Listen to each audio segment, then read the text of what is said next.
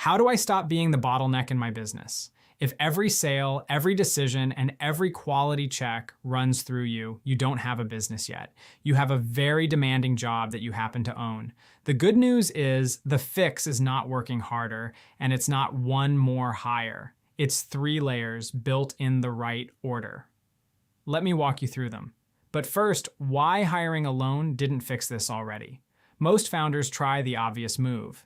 They hire someone to take work off their plate. Then the quality drops, they take the work back, and they decide nobody can do it as well as they can.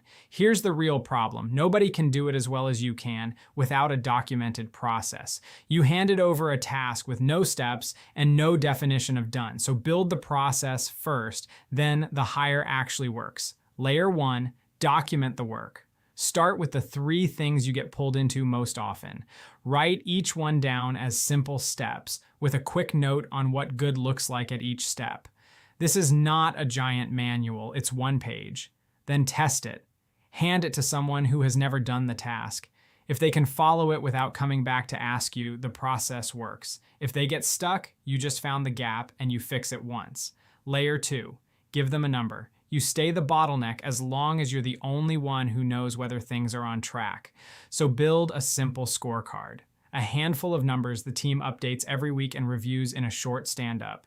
When a number turns red, the team acts on it without waiting for you to notice and assign the fix. The scorecard replaces your gut with something everyone can see. Layer 3, and this is the one most people skip. Hand over decisions, not just tasks. If you only hand over tasks, every real judgment call still lands back on your desk.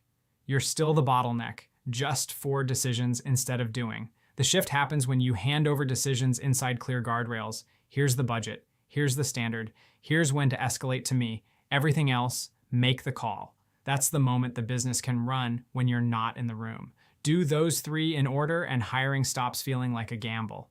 The person isn't walking into fog, they're stepping into a defined role with a clear process, a clear number, and the authority to actually run it. So pick the 1 task you're most tired of getting pulled into and document it this week. That's the first brick. The Free Growth Navigator helps you map where you're still the single point of failure and what to build first, so you're fixing the right bottleneck instead of guessing. Stop building alone. Start free at foundersbestfriend.com.